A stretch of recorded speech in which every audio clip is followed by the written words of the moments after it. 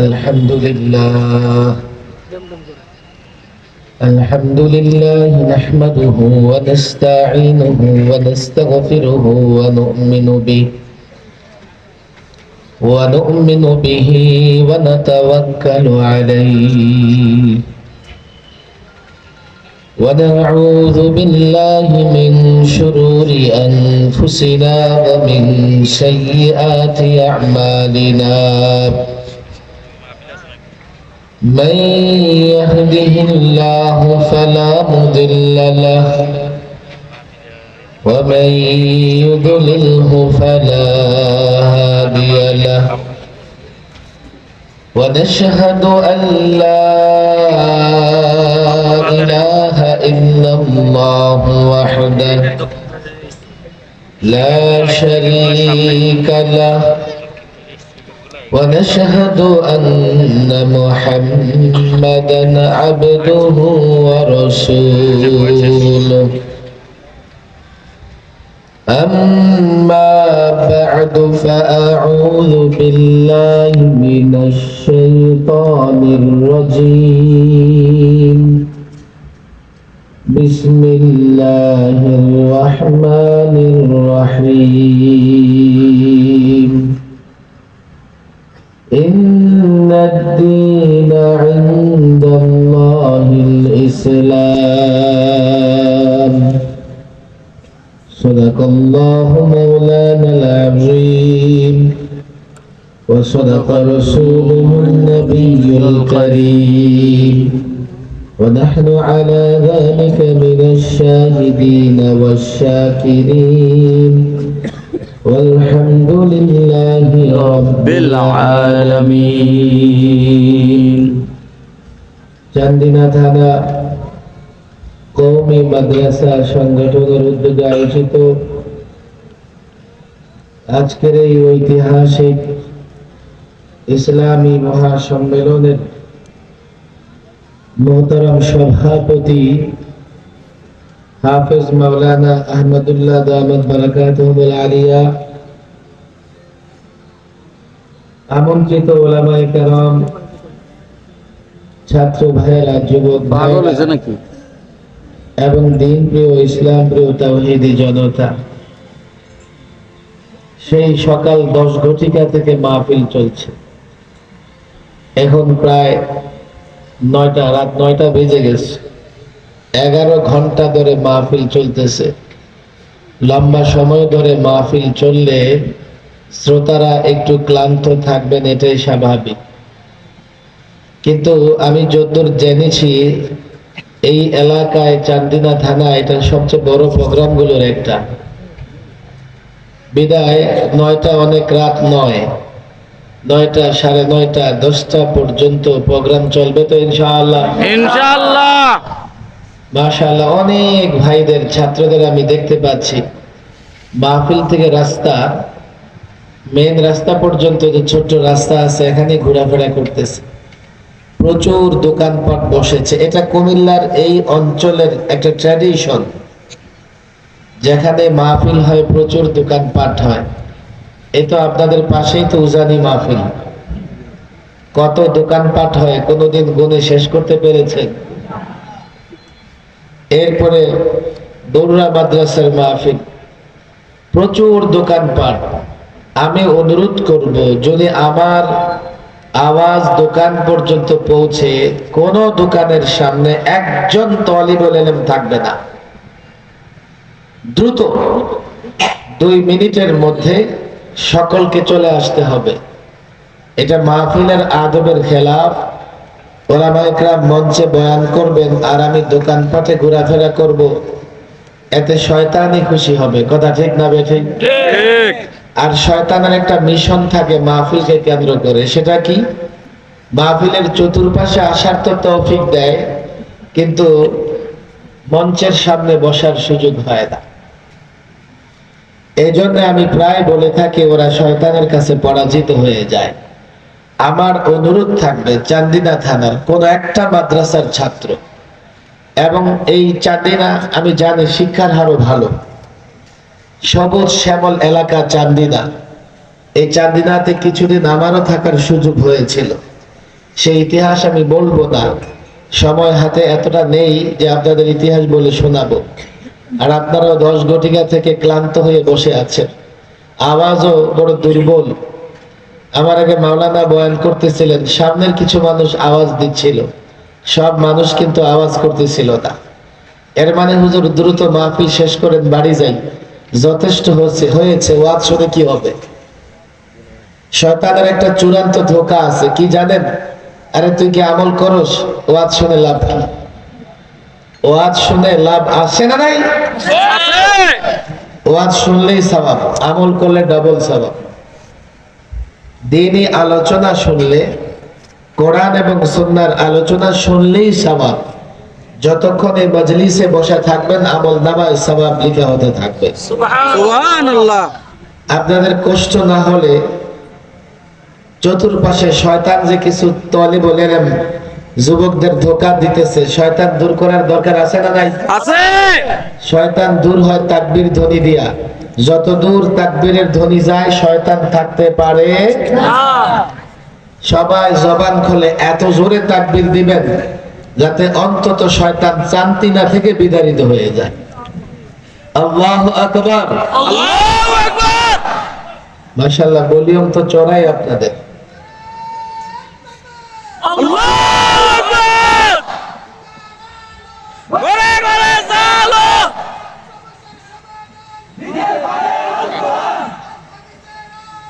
ঘরে ঘরে চালো।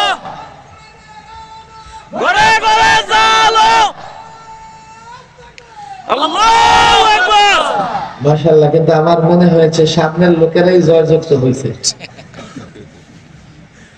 পিছন থেকে ডান দিক থেকে কিন্তু আওয়াজ আসে নাই। সবাই জবান খুলে তাকবীর ধ্বনি দিতে হবে, বলে আল্লাহু আকবার। আল্লাহু আকবার। এখান থেকে তাকবীর দিবেন তো দিল্লির মাটি কাঁপতে থাকবে। ঠিক ঠিক। এখান থেকে তাকবীর দিবেন, তেল আবিব, হোয়াইট হাউস থরথর করে কাঁপতে থাকবে। ঠিক। বলবেন হুজুর এগুলো বলেই তো আপনারা আমাদের নষ্ট করেছেন। আরে না ভাই, গত 16 বছর আমরা দেখেছি না, তাকবীর দিতে গেলে মঞ্চের নেতা রাগ করে। ঠিক কথা ঠিক না বেঠিক? ঠিক। ভাই তুমি মুসলমান, আমি তাকবীর দিলে তোমার ভয় লাগে কেন? আসলে ওর ভয় লাগে না, ওর দাদাদের ভয় লাগে। ঠিক। দাদারা মনে করে আরে বাংলাদেশ থেকে তাকবীর দিলে না জানি আমাদের গ্রাস করে ফেলে কিনা, না জানি আমাদের পতন হয়ে যায় কিনা, না জানি আমাদের পৌত্তলিকতা শেষ হয়ে যায় কিনা। এই জন্য মুসলমানদের প্রত্যেক প্রোগ্রামে তাকবীর থাকবে। রাজনীতির নামে একটা সংস্কৃতি চালু হয়েছে, আমাদের যুবকরা এখন আর তাকবীর দেয় না, জানেন? কয় আছে রে, কথা ঠিক না বেঠিক? ঠিক। অমুকের জয় আছে না নাই? আছে। তোমার নেতা কবরে গিয়ে হাড্ডি মাংস পর্যন্ত পচে গেছে। তাকবীর মানে বড়ত্ব বর্ণনা করা। বড়ত্ব বর্ণনা করব কার? যিনি বড়। আর বড় কে? আল্লাহ। আরো জোরে বলেন কে? আল্লাহ। যত বড় কাজ, যত ধরনের কাজ সবই তো আল্লাহ করেন, কিন্তু বড় বড় কাজের কথা কোরআনে কারীম আল্লাহ তাবারক ওয়া তাআলা উল্লেখ করেছেন। আসমান কে সৃষ্টি করেছে? আল্লাহ। খুঁটি আছে না নাই? নাই। আছে খুঁটি? নাই। জমিন কে সৃষ্টি করেছেন? আল্লাহ। জমিনের নিচে খুঁটি আছে। হুজুর কোরআন তো বলে না এটা, জমিনের নিচে খুঁটি নাই। আসমান নিয়ে না বলছে খুঁটিবিহীন আসমান। জমিনের ব্যাপারও আল্লাহ বলেছেন যে আল্লাহ তাবারক ওয়া তাআলা মুমসিকুস সামাওয়াতি ওয়াল আরদ, জমিন এবং আসমান ধরে রেখেছেন আল্লাহ। 1400 বছর আগে এই বিষয় নিয়ে খুব বেশি কথা বলা বলি হয়নি। কেন? জমিনের নিচে কিছু নেই, এটা মানুষের বোধগম্য হতো না। এখন যখন বিজ্ঞান মহাকাশে যায়, তারা ওখান থেকে দেখে পৃথিবীটা শূন্যের মধ্যে ভাসতেছে। এই যে বিশাল পৃথিবী, মহাকাশে হাজারো গ্রহ উপগ্রহ আছে, পৃথিবীটা ছোট্ট একটা গ্রহ, ছোট্ট ছোট্ট ছোট্ট হাজারো গ্রহ উপগ্রহ সূর্য চাঁদের মতো গ্রহ নক্ষত্র আল্লাহ যদি ধরে রাখতে পারেন, পৃথিবী ধরে রাখা তেমন কঠিন কি কাজ? আমাদের সৃষ্টি করেছেন কে? আল্লাহ। যিনি বড় তার নামে স্লোগান হবে। তোমার নেতা এত বড় নয় যে তার নামে স্লোগান দিতে হবে। ঠিক।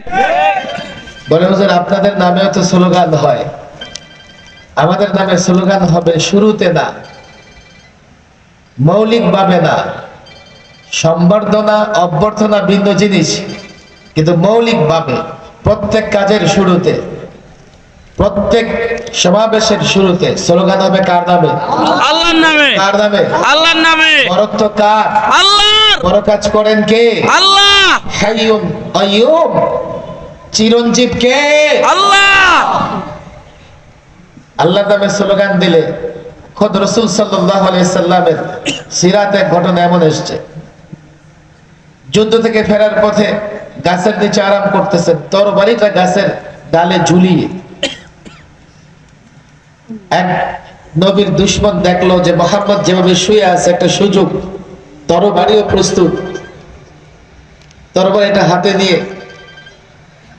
রাসূল সাল্লাল্লাহু আলাইহি সাল্লামের উপরে তুলে বলতেছে, মাইয়ামনাউকা মিন্নি ইয়া মুহাম্মদ, এ মুহাম্মদ তোমাকে কে বাঁচাবে? রাসূল বলেছিলেন আল্লাহ। থরথর করে কাঁপতে শুরু করছে, থরথর করে কাঁপতে শুরু করেছে। এই জাতির যুবকরা জানে না ১৫০০ বৎসর ধরেই আমরা এক আল্লাহর নামে স্লোগান দিয়ে। বুখারী শরীফে বর্ণনা এসেছে, উহুদ যুদ্ধে মুসলমান পরাজিত হবার পরে রাসূল সাল্লাল্লাহু আলাইহি ওয়াসাল্লাম সাহাবীদের নিয়ে পাহাড়ে আশ্রয় দিলেন। আবু সুফিয়ান মক্কার লিডার ময়দানে নেমে ডাকতে থাকলেন, চিৎকার করে ডাকতে থাকলেন, তোমাদের মধ্যে মুহাম্মদ আছে কি? রাসূল বলেন উত্তর দিও না। এরপরে বললেন, তোমাদের মধ্যে ইবনে আবি কুহাফা আবু বকর বেঁচে আছে কি? রাসূল বললেন উত্তর দিও না। এরপরে বললেন, ওমর ইবনুল খাত্তাব বেঁচে আছে কি? রাসূল বললেন উত্তর দিও না। এবার আবু সুফিয়ান স্লোগান ধরছে। প্রথমে কি বলতেছে, সব শেষ হয়ে গেছে। উমর বললেন, আমি আর ধৈর্য ধারণ করতে পারলাম না, আমি বললাম কেউ শেষ হয় নাই, ওরে আল্লাহর দুশমন সবাই জীবিত আছে। আমার স্লোগান কি জানেন? ওল হবল, হবলের জয়। হবল হচ্ছে তাদের একটা মূর্তির নাম। ওল হবল, হবলের জয়। রাসূল বললেন উত্তর দাও। সাহাবায়ে বললেন, ইয়া রাসূলুল্লাহ কি উত্তর দিব? বলো আল্লাহু আ'লা ওয়া আজাল। খেয়াল করবেন, আল্লাহ সম্মানিত, আল্লাহ বড়। এবার আবু সুফিয়ান নতুন স্লোগান ধরলেন, লানাল উজ্জা ওয়ালা উজ্জা লাকুম। আমাদের একজন উজ্জা আছে, তোমাদের উজ্জা নাই। রাসূল বললেন উত্তর দাও। সাহাবায়ে কেরাম বললেন কি উত্তর দেব? বলো আল্লাহু মাওলানা ওয়ালা মাওলা লাকুম। আল্লাহ আমাদের অভিভাবক বন্ধু, তোমাদের অভিভাবক আর বন্ধু নাই। সেই থেকে মুসলমান বরত্ব বর্ণনা করে, মুসলমান স্লোগান দেয় আল্লাহর মর্যাদা, আল্লাহর বড়ত্ব, আল্লাহর শ্রেষ্ঠত্ব। কাফের বেঈমান তারা মূর্তির নামে, কেউ বা কোন তন্ত্রের নামে, কেউ বা নেতার নামে ১৫০০ বৎসর ধরে এটাই মুসলমানদের পাওয়ার ছিল। আল্লাহর নামে স্লোগান দিয়ে আল্লাহর বরত্ব বর্ণনা করে যখনই মুসলমান কোথাও লড়াইয়ের ময়দানে অবতীর্ণ হয়েছে, কাফের মুসলমানের সামনে টিকতে পারে না। তাকবীর জোরে দেবেন, জোরে চিৎকার করে দেবেন, বলেন আল্লাহু আকবার। আল্লাহু আকবার। আল্লাহু আকবার। আল্লাহু আকবার। ইসলামের শত্রুরা হুঁশিয়ার সাবধান। হুঁশিয়ার সাবধান। ইসলামের শত্রুরা। তাকবীর। আল্লাহু আকবার। আমি কয়েকটা গুরুত্বপূর্ণ কথা বলবো, লম্বা বক্তৃতা ওয়াজ আজকে আমি করব না। ওয়াজ আপনারা সকাল থেকে শুনে আসছেন। আর কমি মাদ্রাসা সংগঠনের প্রোগ্রাম, এই মাদ্রাসাগুলোতে হাজারো ওয়াইজ আছে, বক্তা আছে। এমনকি আমাদের ছাত্ররাও প্রতিদিন ওয়াজ মুখস্থ করে। এখানে ওয়াজ করবার মতো তেমন বিষয় নয়, এটা একটা ঐতিহাসিক সম্মেলনের মতো। একটা থানাতে এত মানুষের জমায়েত, এত বড় প্রোগ্রাম, হ্যাঁ সেটা উজানি হতে পারে, কেননা সেটা শত বৎসরের ইতিহাস। উজানি পীর সাহেবদের মাথা হাতে হাজারো প্রতিষ্ঠান আছে, হাজারো মুরিদ আছে, কিন্তু মাদ্রাসা, তবে মাদ্রাসার সংগঠনগুলোর এত বড় প্রোগ্রাম, এই প্রোগ্রামে ওয়াজ করবার জন্য নয়, এই প্রোগ্রামে বড় কোনো বক্তৃতা করবার জন্য নয়। তবে কিছু গুরুত্বপূর্ণ কথা আমি বলতে চাই, আমি আশা করি আপনারা শুনবেন, বোঝার চেষ্টা করবেন। 5ই আগস্টে দেশে একটা পরিবর্তন এসছে। এখন তাফসীর মাহফিলের আর অনুমতি লাগে না। দরখাস্ত দিলে বলে হুজুর করেন, আমরা পাহারা দেব। মাহফিলের অনুমতি লাগে না। হক কথা বলতে কারো ভয় ভীতি কাজ করে না। পরিবর্তনের পরে দেশ এখন পুনর্গঠন, মেরামত করা চলতেছে। কেন? গত 16 বছরে বাংলাদেশের জাতীয় যত প্রতিষ্ঠান আছে সমস্ত প্রতিষ্ঠান তারা ধ্বংস করে গেছে। এমনকি মাদ্রাসা মসজিদ পর্যন্ত, মাদ্রাসা মসজিদ গুলোতেও তারা তাদের চামচা পরিষদের লোক ঢুকাই দিত। আমি তো প্রায় বলি, ব্রিটিশ ভারতেও ব্রিটিশরা এ কাজ করে নাই। ব্রিটিশ ভারতেও ব্রিটিশ সরকার মসজিদ কিংবা মাদ্রাসা কোন ধর্মীয় প্রতিষ্ঠানে ওই ব্যক্তিকে নিয়োগ দিত যেই ব্যক্তি ধর্মের নানা বিষয় সম্পর্কে পণ্ডিত এবং পারদর্শী ছিল। কিন্তু আমরা কি দেখেছি বাংলাদেশে, নানা মাদ্রাসা, নানা মসজিদে শুধুমাত্র তাদের চামচা, এই জন্য তাকে নিয়োগ দিলে মুসল্লিদের নামাজ হওয়া লাগবে কি লাগবে না? মসজিদ ধ্বংস করার চেষ্টা করেছে, মাদ্রাসা ধ্বংস করবার চেষ্টা করেছে। কঠিন একটা সময় গেছে গত 16 বছরে। আমি তো বলি, দেখেন লম্বা কথা আমার বলার মতো সময় হাতে নাই, তারপরে কিছু কথা তো বলতেই হবে। এই যে সরকার যেটা পালিয়েছে, 53 বছরে বাংলাদেশে অনেক পরিবর্তন হয়েছে, ক্ষমতার পালাবদল হয়েছে। ক্ষমতা ছেড়ে কোন সরকারকে পালাতে হয় নাই। উনি কেন পালিয়েছে? আকামটা বেশি করছিল। দুইটা কারণ, আমি একটা কারণ বলবো, আরেকটা কারণ আজকে বলবো না, আমার সময় কম হাতে। গত 16 বছরে তারা সবচাইতে বেশি জুলুম করেছে আলেমদের উপরে। আল্লামা মুফতি আমিন রাহিমাহুল্লাহ 21 মাস গৃহবন্দী ছিলেন। আমরা কাছে থেকে দেখেছি একজন আলেম যিনি গোটা বাংলাদেশ চষে বেড়াতেন, তাকে যখন গৃহবন্দী রাখা হয় তিনি কতটা কষ্ট পান, কতটা নির্যাতন সহ্য করেন। এই নির্যাতন ভোগ করতে করতে সর্বশেষ গৃহবন্দী অবস্থায় তিনি ইন্তেকাল করেছেন। অপরাধ কি ছিল? তখন দুটা বড় অপরাধ ছিল তাদের দৃষ্টিকোণ থেকে। এক, আল্লামা মুফতি আমিন রাহিমাহুল্লাহ বলেছেন নারী নীতিমালা এটা কোরআন বিরোধী, এটা মুসলমান মানতে পারে না। ঠিক। শিক্ষা নীতিমালা ইসলাম বিরোধী, এটা আমরা মানতে পারবো না। আমরা সরকারি লোকদেরকে চোখে আঙুল দিয়ে দেখিয়ে দিয়েছিলাম এই নারী নীতিমালায় 29টা ধারা এমন আছে যা সরাসরি কোরআনের সঙ্গে সাংঘর্ষিক। শিক্ষা নীতিমালা এমন করা হয়েছে ভবিষ্যতে এদেশের মুসলিম সন্তানেরা আর কোরআন পড়তে পারবে না। আমাদের কথা শুনলো না, টর্চারের পথ বেছে দিল। 13তে লাইট নিভিয়ে অন্ধকার করে 2.5 লক্ষ ভোলেট নিক্ষেপ করে হাফেজে কোরআন এবং আলেমদের বুক তারা জাজরা করে দিয়েছিল। অপরাধ কি ছিল? শাহবাগকে কেন্দ্র করে নাস্তিকেরা আমার নবীর বিরুদ্ধে স্লোগান দিয়েছে। আমি যখন সাপ্লাই এর প্রতিবাদ করতে গেলাম, এটাই আমাদের অপরাধ। এর জন্যই আমার বুকে, আমার ছাত্র ভাইদের বুকে গুলি করা হয়েছিল। সর্বশেষ 21-এ 2600 আলেম, টুপি দাড়ি বলা মুসল্লি যুবকেরা গ্রেফতার করেছে। 2 থেকে 3 বছর পর্যন্ত জেলখানায় আবদ্ধ করে রেখেছে। আমি আজকে জেলখানার ঘটনা বলবো না, কোনোদিন সময় পেলে বলবো। শুধু জেলখানায় আবদ্ধ করেছে এমন নয়, হাই সিকিউরিটি সেল এর ভেতরে ফাঁসির সেলে 24 ঘন্টা আলেমকে তালাবদ্ধ করে রাখতো। লক্ষ্য একটাই ছিল, আলেমকে বিচ্ছিন্ন করে দাও জনগণ থেকে। জনগণ থেকে আলেমকে বিচ্ছিন্ন করেছ, কিন্তু আল্লাহ থেকে আলেমকে বিচ্ছিন্ন করতে পারো নাই। এক এক কামরা থেকে শেষ রাতে আলেমের এক একটা কামরা থেকে কান্নার আওয়াজ বের হয়ে আসতো। কোন আলেম দ্বারা কেরাত পড়তেছে আর কান্না করতেছে, রুকুতে কেউ গিয়ে কান্না করতেছে, সেজদায় পড়ে কান্না করতেছে। আমাদেরকে এতটা আইসোলেট করে রেখেছে, আমাদের পরিবারের লোকেরা জানতো না আমরা কোথায় আছি। দেখা সাক্ষাৎ যোগাযোগ সম্পূর্ণ বন্ধ। আমার ব্যক্তিগতভাবে কমপক্ষে 2.5 মাস আমি রিমান্ডে ছিলাম। আর রিমান্ডে গায়ে এক জোড়া কাপড় ছাড়া আর কিচ্ছু নিতে দিত না। ফ্লোরে তো পড়ে থাকা যায়, কিন্তু ফ্লোরে তো ঘুমানো যায় না। অন্তত মাথাটা উঁচু করার জন্য বালিশ দরকার। বালিশ পাবেন কোথায়? ভেতরে তো ইটও নাই। পানি যে খাই বোতল, এই বোতলটাকে মাথায় দিয়ে ঘুমানোর চেষ্টা করতাম। মাঝে মধ্যে ক্লান্ত অবস্থায় কিছুক্ষণ ঘুমিয়ে উঠলে দেখতাম এই বোতলের দাগগুলো মাথার ভেতরে দাগ পড়ে গেছে। নির্মম ভাবে আলেমদের উপর টর্চার করা হয়েছে। এই জন্য তোমাদের পরিণতি এমন হয়েছে, লোকেরা বলে দুপুরের খাবার প্রস্তুত, কিন্তু লোকমা মুখে দেবার সুযোগ হয় না। কি অপরাধ ছিল আমাদের? আমাদেরকে বলা হয়েছে মোদিকে স্বাগত জানাতে হবে। আমি বললাম মোদিকে আমরা স্বাগত জানাতে পারবো না।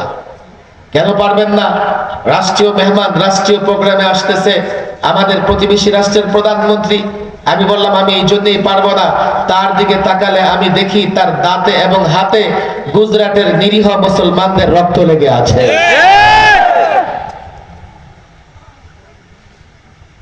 এই মোদির শাসন আমলে 400 বছরের পুরনো বাবরি মসজিদকে শহীদ করে সেখানে রাম মন্দির নির্মাণ করা হয়েছে। পত্রিকা আপনারা দেখেছেন, 2 বোন ফ্রিজে গোশত রেখেছে, এই জন্য 2 বোন ধর্ষণের শিকার হয়েছে। নারীরা আন্দোলন করতেছে, আমরা হিজাব পরে স্কুল কলেজে যেতে চাই, তাদেরকে হিজাব পরে স্কুল কলেজে যেতে দেওয়া হয় না। মসজিদের মাইকে আজান দিতে দেওয়া হয় না, খোলা জায়গায় নামাজ পড়তে দেওয়া হয় না। উগ্র হিন্দুত্ববাদীরা মসজিদের মিনারায় উঠে গেরুয়া পতাকা টানিয়ে মসজিদের অবমাননা করতেছে। আল্লাহর নবীকে নিয়ে অহরহ কটাক্ষ হচ্ছে। এমন একটা রাষ্ট্রের প্রধানমন্ত্রীকে বাংলাদেশের শান্তিকামী জনতা আর যাই হোক স্বাগত জানাতে পারে না। এটা আমাদের অপরাধ ছিল। অপরাধ আরেকটাও আছে, কি? আমরা বলেছি এই শিক্ষা ব্যবস্থা চলবে না। 12 থেকে শিক্ষা ব্যবস্থাকে বিকৃত করতে করতে নবীদের জীবনীবাদ, রসুলদের জীবনীবাদ, সাহাবাদের জীবনীবাদ, মুসলিম লেখকদের জীবনীবাদ নিয়ে এসছে ডারউইনিজম। এই জাতির শিক্ষকদেরকে, জাতির ছাত্রদেরকে বানরের বাচ্চা বানানোর ষড়যন্ত্র হয়েছে। আমি বলি কি, আরে আমরা তো আদম সন্তান, আল্লাহ আমাদের মর্যাদা দিয়েছেন। তোমরা তালাশ করে দেখো, তোমাদের যাদের জন্ম পার্কে, নদী, নালায়, খাল, বিলে, তোমাদের জন্মের পেছনে বানরের অবদান আছে কিনা তোমরা তা তালাশ করে দেখো। নির্মম ভাবে ওলামাদের উপর টর্চার করা হয়েছে। এটাই বড় কারণ ছিল তাদের এই পরিণতির পেছনে। রাষ্ট্র পরিবর্তন হয়েছে, এখন রাষ্ট্রকে মেরামত করতে হবে। রাষ্ট্রকে মেরামত করার জন্য সবার আগে এই রাষ্ট্রের জন্য একটা সংবিধান প্রয়োজন। আপনাদের কষ্ট হচ্ছে না তো? আমি আধা ঘন্টার মধ্যে শেষ করে যাব, সবাই বসেন। এই রাষ্ট্রের জন্য একটা সংবিধান দরকার আছে না নাই? আছে। স্কুল কলেজের যুবক তোমরা যারা আছো, আমি তোমাদের হাতে পায়ে দড়ি, দেখো একটু আমার কথা খেয়াল করে শোনো। আল্লামা মুফতি আমিন রহিমউল্লাহ বলতেন যে মৌলবী এবং মিস্টার ওরা যদি একসঙ্গে না হয় দেশে পরিবর্তন আসবে না। ঠিক। তোমরা মিস্টাররা যারা আছো, জেনারেল শিক্ষায় শিক্ষিত, তোমাদের সম্মান করি, তোমাদের সঙ্গে আমাদের সম্পর্ক আছে। আমরা যে কথাগুলো বলি এগুলো আমাদের বাপদাদার কিচ্ছা কাহিনী কথা নয়। মুসলিম হিসেবে এগুলো তোমারও কথা হওয়া উচিত। যদি আমাদের এই কথাগুলো ঠিকঠাক মতো না হয় তোমরা আলেমদের কাছে অভিযোগ করো, আর যদি ঠিকঠাক হয় তোমাদের আলেমদের সঙ্গ দিতে হবে। যদি সঙ্গ না দিতে পারো নিজেদের ঈমান হেফাজত করতে পারবে না। রাষ্ট্রের একটা সংবিধান লাগে রাষ্ট্র পরিচালনার জন্য। 71-এ আমরা এই ভূখণ্ড স্বাধীন করেছি, এর 1 বছর পরে 72-এ একটা সংবিধান রচিত হয়েছে, প্রণয়ন হয়েছে। কিন্তু দুঃখজনক কথা কি জানেন, এই সংবিধানের মূল নীতিতে চলে এসছে সেকুলারিজম, ধর্ম নিরপেক্ষতা মতবাদ। বলে হুজুর এটা কি জিনিস? ধর্ম নিরপেক্ষ মতবাদ এটা আবার কি জিনিস? সেকুলারিজম কি জিনিস? আমি মাদ্রাসার ছাত্রদের বলবো দিলটা খুলে শোনো। আমি মুসল্লিদের বলবো ষড়যন্ত্র কোত্থেকে হয়, কোথায় হয় সেটা আগে বুঝতে হবে। আরে ৭২-এর সংবিধানে তোমরা সেকুলারিজম কোত্থেকে নিয়ে আসছো? এই সেকুলারিজম তো এদেশের মানুষ বুঝে না। এই ধর্ম নিরপেক্ষতা এদেশের মানুষ বুঝে না। এদেশের মানুষ ধর্মের পক্ষে, ইসলামের পক্ষে। এদেশের সংবিধানে সেকুলারিজম কেন আসবে? যদি বলো আন্দোলন সংগ্রামের পরে আমরা বুঝতে পেরেছি মানুষ সেকুলারিজম চায়। আমি তো বলি ৬ দফা আন্দোলন করেছে পাকিস্তান পিরিয়ডে, সেকুলারিজম সেখানে ছিল না। ৬৯-এর গণ অভ্যুত্থানে সেকুলারিজম ছিল না। ৭০-এর নির্বাচনে সেকুলারিজম ছিল না। ৭১-এ যখন বাংলাদেশের মুক্তিযুদ্ধরা লড়াই করে, হ্যাঁ কারো ঈমান দুর্বল হতে পারে, কারো ঈমান শক্তিশালী হতে পারে, কারো আমল কম হতে পারে, কারো আমল বেশি হতে পারে। ধর্ম নিরপেক্ষতার জন্য একজন মুক্তিযুদ্ধ করে নাই। যারা মুক্তিযুদ্ধ করেছে, যারা মুক্তিযুদ্ধ করেছে, যারা মুক্তিযুদ্ধের ঘোষণা দিয়েছে, আল্লাহর নামে মুক্তিযুদ্ধের ঘোষণা এসেছে ইনশাআল্লাহ বলে মুক্তিযুদ্ধের ঘোষণা খতম করা হয়েছে। যারা যুদ্ধ করেছে আল্লাহর উপর ভরসা করে করেছে, তাহলে ৭২-এর সংবিধানে সেকুলারিজমকে নিয়ে আসা এই জাতির উপর সবচাইতে বড় অন্যায় ছিল। বলে হুজুর সেকুলারিজম এসছে, সমস্যা কি? দুইটা এক্সাম্পল আপনাদের দেই। কামাল আতাতুরের তুরস্ক। কামাল আতাতুর তুরস্কে সেকুলারিজম প্রতিষ্ঠা করে দাড়ি রাখার উপর ফাইন লাগাই দিলেন। দাড়ি রাখলে জরিমানা। কোরআন শিক্ষা বন্ধ। তুরস্কের লোকেরা গর্ত খনন করে গর্তের ভেতরে ঢুকে কোরআন পড়া শিখত। মসজিদগুলোকে মিউজিয়াম বানিয়ে ফেলা হয়েছিল। কেন? রাষ্ট্র ধর্ম নিরপেক্ষ, এখানে কোন ধর্মের চিহ্ন থাকতে পারবে না। সেটা যেহেতু মুসলমানদের রাষ্ট্র ছিল, ধর্ম নিরপেক্ষতার স্লোগান দেওয়ার কারণে মুসলমান ধর্ম পালনে, ইসলাম পালনে এতটাই বাধাপ্রাপ্ত হয়েছে, ভাষায় বলবার মতো নয়। এমনকি তুরস্কের বর্ণমালা, এটা আরবির সঙ্গে অনেকটা মিল সামঞ্জস্য ছিল। কামাল আতাতুর্ক কি করলো? সে বর্ণমালাকে পরিবর্তন করে বর্ণমালাকে ইংরেজির সঙ্গে সামঞ্জস্য রেখে তৈরি করলো। বলে হুজুর বাংলাদেশের সমস্যা কি? বাংলাদেশের সমস্যা কি? 11-তে আপনি সেকুলারিজম এসছে, আমার দিকে তাকান আপনারা, না হলে বিষয়টা বুঝবেন না। ৭২-এর সংবিধানে সেকুলারিজম আসছে। ৭৫-এর 15 আগস্টে শেখ মুজিবুর রহমানের বিদায় হয়ে গেছে। এরপরে ক্ষমতায় যিনি এসেছেন জিয়াউর রহমান, ৫ম সংশোধনীতে ওই সেকুলারিজম বাদ দিয়া আল্লাহর উপরে আস্থা বিশ্বাস এটাকে মূল নীতি হিসেবে স্থাপন করা হয়েছে। ২.৫+৩+ বাংলাদেশের সংবিধানে এটা ছিল আল্লাহর উপর আস্থা এবং বিশ্বাস। সর্বশেষ এই পলাতক সরকার সংবিধান সংশোধন করে আল্লাহর উপর আস্থা বিশ্বাস বাদ দিয়ে সেকুলারিজমের স্থাপন করেছে। আবার বলে মুসলমান তাহাজ্জুদ পড়ি, কোরআন পড়ি, তো তোমার কি আল্লাহর উপর বিশ্বাস নাই? রাষ্ট্র পরিচালনায় এত বড় কাজ করবা, আল্লাহর উপর আস্থা বিশ্বাস না থাকলে কেমনে করবা?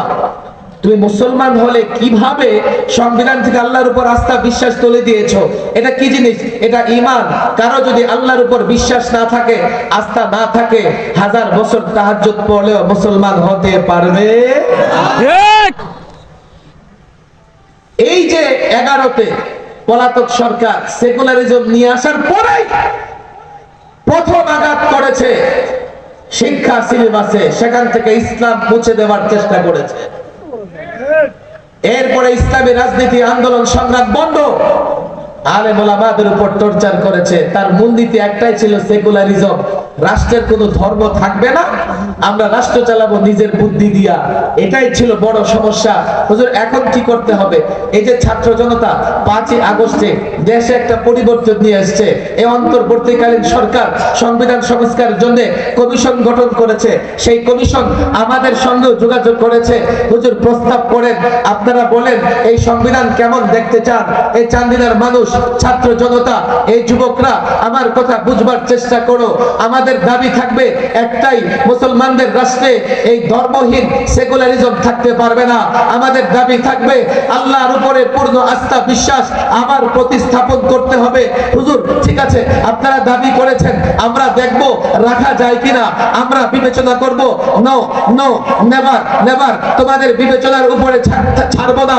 আমিও সংস্কার কমিশনে গিয়ে প্রস্তাব দেব, কিন্তু কিছু জায়গা এমন আছে আমরা এগুলো নিয়ে আপোষ করতে পারি না।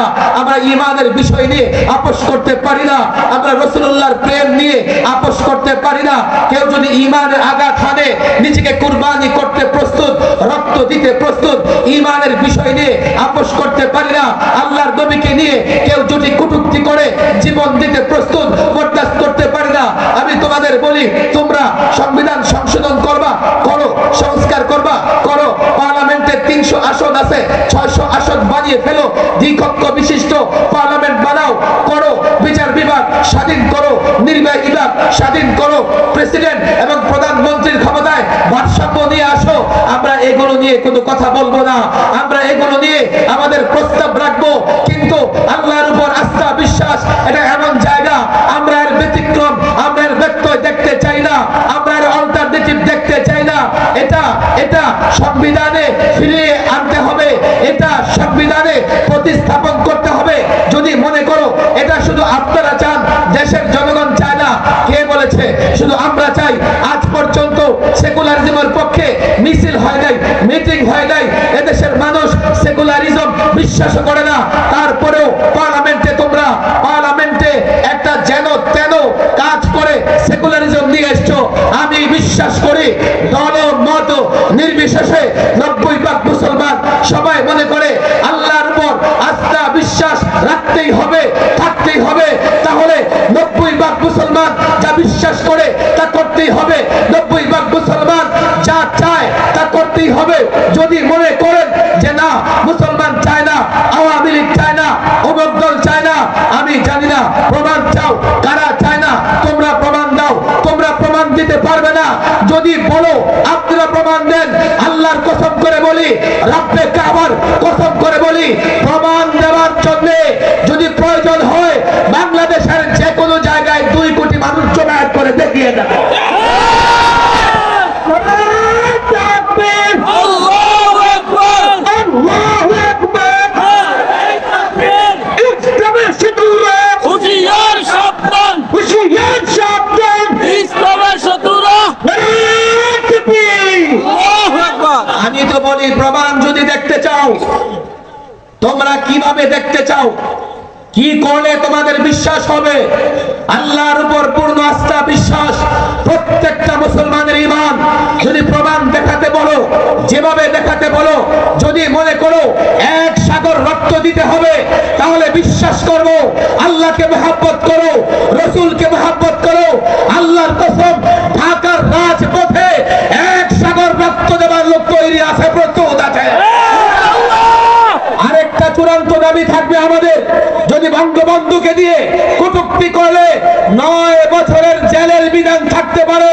সর্বকালের সর্বশ্রেষ্ঠ মানব আকায়ে মদিনা মুহাম্মদ আরবি রাহমাতুল্লিল আলামিনকে নিয়ে কেউ কটূক্তি করে তার শাস্তি বাংলাদেশে কেন হবে না? আল্লাহর কসম করে বলি, যদি মনে করো প্রমাণ দেখাও, রাসূলকে মহব্বত করো, যদি মনে করো আইন চাও, প্রমাণ দেখাও। আল্লাহর কসম, যারা রক্ত দেবে সবার আগে রাসূল প্রেমের নিদর্শন হিসেবে রক্ত দেওয়ার জন্য মাদ্রাসা কওমিয়ার ছাত্র প্রস্তুত হয়ে গেছে। আল্লাহু আকবার, আল্লাহু আকবার। হুঁশিয়ার সাবধান, শত্রুরা, আল্লাহু আকবার। তোমরা যুক্তি চাও? আমি সেই 13 থেকে যুক্তি দিয়ে এসেছি। পৃথিবীর নানা দেশে ব্লাসফেমি আইন নিয়ে আমি যুক্তি দিয়ে এসেছি। পৃথিবীর নানা দেশে ধর্ম অবমাননার আইন আছে। বাংলাদেশেও এক ব্যক্তিকে নিয়ে কটূক্তি করলে 9 বছরের জেলের আইন আছে। আরে যেই মোহাম্মদ আরবি এত বড় ব্যক্তিত্ব, শখসিয়ত, আল্লাহ যাকে এতটা মর্যাদা দিয়েছেন, যখন তাকে কেউ কটূক্তি করে তার বিচার হবে না, আর তোমাদের নেতা নেত্রীর বিরুদ্ধে কেউ বললে তাকে গ্রেফতার করে বিচারের আওতায় নিয়ে আসবে। 16 বছর তা হয়েছে, বাংলাদেশে আর তা হতে দেওয়া হবে না। আমি এই কথাগুলো এই জন্যই বলছি, লড়াই শুধু আলেমরা একা কেন করবে? ইসলাম যুবকের, ইসলাম দোকানদারের, ইসলাম চাকরিজীবীর, ইসলাম রাজনৈতিক ব্যক্তির, তারা ইসলাম প্রতিষ্ঠার লড়াই আলেমরা একা কেন করবে? কেন? এই সমস্ত বিষয়ে সমস্ত মুসলমান এক কাতারে এসে ভূমিকা রাখে না। আমি চান্দিনা কওমি মাদ্রাসার নেতৃবৃন্দকে বলবো, হতে পারে আমরা অন্তর্বর্তীকালীন সরকারকে সহযোগিতা করতেছি, তারা যেখানে এই সংস্কার করে আমরা পরামর্শ দিতেছি, এবং এই অন্তর্বর্তীকালীন সরকার যদি সংস্কার করতে গিয়ে ফেসিবাদ দ্বারা আক্রান্ত হয়, আমরা ফেসিবাদের বিরুদ্ধে লড়বো। চট করে ঢুকবা, চট করে ঢুকার চেষ্টা করলে দেশের জনগণ 16 বছরের হিসাব করাই গন্ডায় আদায় করে ছাড়বে। স্লোগান দিয়েছ এতদিন জয় বাংলার, এখন জয় শ্রীরাম স্লোগান দিয়ে সাম্প্রদায়িক দাঙ্গা লাগাতে চাও? সেনাবাহিনীর সদস্যের উপর আক্রমণ করো, পুলিশের উপর আক্রমণ করো, আল্লাহর কসম জনতা খেপলে পিঠের চামড়া রক্ষা করতে পারবে না।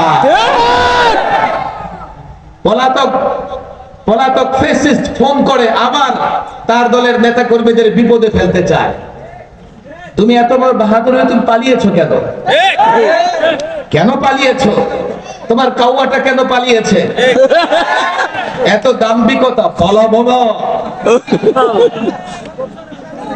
এখন দূরবীন দিয়ে খুঁজে পাওয়া যাচ্ছে না, কথা ঠিক না বেঠে? সবার কল্যাণের জন্য 16 বছর কথা বলেছি। আমরা প্রতিশোধে বিশ্বাসী নই, আমরা কোন দলের উপর আক্রমণ করতে চাই না, কিন্তু তোমরা যদি বিশৃঙ্খলা করো, জনতা যখন জবাব দেবে আমরা তোমাদের রক্ষাও করতে পারবো না। সাম্প্রদায়িক দাঙ্গা লাগিয়ে মোদিকে ডেকে আনতে চায়, বলে দেশে হিন্দু নির্যাতন হচ্ছে, এই মৌলবীরা হিন্দু নির্যাতন করতেছে। অথচ 5ই আগস্টের অস্থির সময়ে সংখ্যালঘুদের মন্দির, গির্জা, উপাসনালয়ে পাহারা দিয়েছে মাদ্রাসার ছাত্র শিক্ষক টুপি দাড়িওয়ালারা। আমি তো বলি আমাদের হাতেই সংখ্যালঘুরা সবচাইতে বেশি নিরাপদ। আমরা তাদের মন্দিরেও আক্রমণ করব না, আমরা তাদেরকে কোথাও বাধাও দিতে যাব না। এর বড় প্রমাণ 5ই আগস্টে কয়েকটা বিশৃঙ্খল ঘটনা ঘটায়া তোমরা বহির্বিশ্বকে দেখাতে চাও বাংলাদেশে সংখ্যালঘু নির্যাতন হচ্ছে।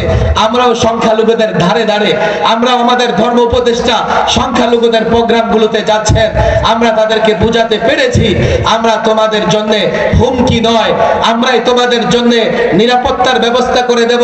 16 বছর যারা তোমাদের ব্যবহার করেছে, তোমাদেরকে ভোট ব্যাংক হিসেবে ব্যবহার করেছে, তারা তোমাদের জন্য কি করেছে? তারা তোমাদের জায়গা দখল করেছে, তারা তোমাদের উপর টর্চার করেছে। আল্লাহর কসম 1500 বছরের ইতিহাস দেখো, এই 1500 বছরে পৃথিবীর কোথাও মুসলিম শাসকরা অমুসলিমদের উপর টর্চার অত্যাচার করেছে প্রমাণ দেখাতে পারবে না। এগুলো মিথ্যে কথা, চট করে ঢুকে পড়বা। আসো, 16 বছরের হিসাব তো এখনো বাকি আছে। আমরা প্রতিশোধ পরায়ণ নই, কিন্তু আমরা চাই দেশটা সংস্কার হোক। কথা ঠিক না বেঠিক? আমরা চাই দেশ দুর্নীতি মুক্ত হোক। কথা ঠিক না বেঠিক? আমরা চাই অটো কোন কলাগাছ যেন সংসদ সদস্য নির্বাচন না হতে পারে। আমরা চাই কোন গাঞ্জটি হিরুঞ্চি যেন মেম্বার চেয়ারম্যান নির্বাচিত না হতে পারে। সমাজের সভ্য ভদ্র লোকেরা সমাজের নেতৃত্ব দেবে। কথা ঠিক না বেঠিক? আমাদের চাওয়া একেবারে স্পষ্ট, আমরা স্পষ্ট বক্তৃতা করি, কিন্তু তোমরা আবার ফেসিবাদ কায়েম করবে এই সুযোগ বাংলাদেশের ছাত্র জনতা তোমাদেরকে দিবে না, দেবে না, দেবে না ইনশাআল্লাহ। অনেক কথা, আমি সংক্ষেপে আমার কথা শেষ করতে হবে, একটু খেয়াল করে শোনেন, খেয়াল করে শুনতেই হবে। এই যে পরিবর্তন হয়েছে, এই পরিবর্তনেও মাদ্রাসার শিক্ষার্থী 92 জন রক্ত দিয়েছে। আর 16 বছরের ইতিহাস যদি দেখো, তো 16 বছরে সবচাইতে বেশি রক্ত দিয়েছে আলেমরা। এখন কেউ যদি মনে করে আপনারা বাগানের মালি আর আমরা মালিক, আমরা যা খুশি তাই করব, খবরদার। নিজেকে মালিক ভেবে আলেমদেরকে বাগানের কর্মচারী মালি মনে করো না, তাহলে তোমাদেরও কিন্তু অস্তিত্ব থাকবে না। পরিষ্কার বলি, আমি এই ছাত্র জনতা, আমি যুবকদেরকে চূড়ান্ত আহ্বান জানাই, আমার কথা বুঝবার চেষ্টা করো। পরিবর্তন আগেও হয়েছে, এবার একটা পরিবর্তন হয়েছে। সব পরিবর্তনের পরেই আমরা দেখেছি চোরের পরে চোর, ডাকাতের পরে ডাকাত এসছে। এইবারের পরিবর্তনের পরে জানি না আবার কারা আসবে, কাদের হাতে ক্ষমতা যাবে, কারা এমপি হবে, কারা মন্ত্রী হবে। তবে এই পরিবর্তন দরকার ছিল, তবে আরেকটা চূড়ান্ত পরিবর্তন দরকার। এ ছাত্র, এ যুবক, হাতে ধরি, পায়ে ধরি, আমার কথা বুঝবার চেষ্টা করো। এবারের পরিবর্তনের আগে স্লোগান ছিল কোটা প্রথা বাতিল করো, আর আগামী চূড়ান্ত পরিবর্তনের আগে স্লোগান হবে দুনিয়ার কল্যাণ আখিরাতের মুক্তি, দুনিয়ার কল্যাণ আখিরাতের মুক্তির জন্য ইসলাম চাই। আর ওই পরিবর্তনের আগে এই জাতিকে যদি ইসলাম বোঝানো যায়, ইসলাম শান্তির ধর্ম, ইসলাম নিরাপত্তার ধর্ম, ইসলাম ন্যায়ের ধর্ম, ইসলাম ইনসাফের ধর্ম, এই যুবকদেরকে যদি ইসলাম বোঝানো যায়, যখন পরিবর্তনের আওয়াজ হবে, রক্ত দিতে হবে না, বিনা রক্তপাতে, বিনা রক্তপাতে পরিবর্তন হবে। এবারের পরিবর্তনের পরে আমি জানি না কে বা কারা উপদেষ্টা হিসেবে দায়িত্ব গ্রহণ করেছে। টার্গেট যদি হয় দুনিয়ার কল্যাণ আখিরাতের মুক্তি, ওই পরিবর্তনের পরে দায়িত্ব কারা নেবে? যারা ইসলাম জানে, ইসলাম বুঝে দায়িত্ব কারা নেবে? যারা রাসূলকে মহব্বত করে, কোরআন জানে, সুন্নাহ জানে, তারা যখন দায়িত্ব নেবে। আর তখন যখন রাষ্ট্র মেরামত হবে, আল্লাহর কসম করে বলি, সেই রাষ্ট্রে কালো টাকা সাদা করবার সুযোগ থাকবে না। আল্লাহ প্রেমিক জনতার মধ্য থেকে যখন আল্লাহ বিরু ব্যক্তিত্ব দায়িত্ব নেবে, সেই দায়িত্বের পরে রাষ্ট্র যখন সংস্কার হবে, শেয়ার বাজার লুট করার সুযোগ থাকবে না, নারী নির্যাতন থাকবে না, অর্থ পাচার কেউ করতে পারবে না, আল্লাহর নবীকে নিয়ে কটূক্তি করতে পারবে না, জুলুম করতে পারবে না, নির্যাতন করতে পারবে না। আল্লাহর কসম, তখন বাংলাদেশ হবে শান্তির বাংলাদেশ। এই চূড়ান্ত পরিবর্তনের জন্য ইসলামের ফেরিওয়ালা, ইসলামের দায়ী হতে রাজি আছি আমরা ইনশাআল্লাহ। উঠান, হাত উঠান। প্রত্যেকটা যুবকের কাছে ইসলাম পৌঁছে দেবো ইনশাআল্লাহ, রাসূলুল্লাহর আদর্শ পৌঁছে দেবো ইনশাআল্লাহ। এখানে যারা আছে ওয়াদা করলে এই চান্দিনা এমন কোন ঘর থাকবে না যেখানে ইসলাম পৌঁছাবে না। প্রত্যেক যুবকের কাছে ইসলাম পৌঁছাবে তো ইনশাআল্লাহ। বলবেন হুজুর, যুবক তো মুসলমান, নামে মুসলমান নয়। ইসলামের সৌন্দর্য, ইসলামের বাস্তবতা, ইসলামের ন্যায় ইনসাফ, ইসলাম যে বিজয়ের ধর্ম, ইসলাম ছাড়া দুনিয়ার মুক্তি আখিরাতের মুক্তি, দুনিয়ার কল্যাণ আখিরাতের কল্যাণ ইসলাম ছাড়া হবে না। এটা যুক্তি দিয়ে, দলিল দিয়ে, প্রমাণ দিয়ে প্রত্যেকটা যুবককে বুঝাবো তো ইনশাআল্লাহ। পাক্কা ওয়াদা বুঝাবো তো ইনশাআল্লাহ, পাক্কা ওয়াদা বুঝাবো তো ইনশাআল্লাহ। যদি ইসলাম বুঝে যায় সবাই, আর নিজের জায়গা থেকে ইসলামের পক্ষে আওয়াজ তুলে যুদ্ধ করতে হবে না। বিনা যুদ্ধে, বিনা রক্তপাতে বাংলাদেশে ইসলাম প্রতিষ্ঠা হবে। কথা ঠিক না বেঠিক? আল্লাহ তাবারক ওয়া তাআলা এই বিশাল মাজমাকে কবুল আর মঞ্জুর করে নিন। আমার সময়ের অভাবে আমি যতটুকু পারি বয়ান করেছি। সকলে দুরূদ শরীফ পড়েন, দুরূদ শরীফ পড়েন। কেউ উঠবেন না দোয়ার আগে, দুরূদ শরীফ পড়েন।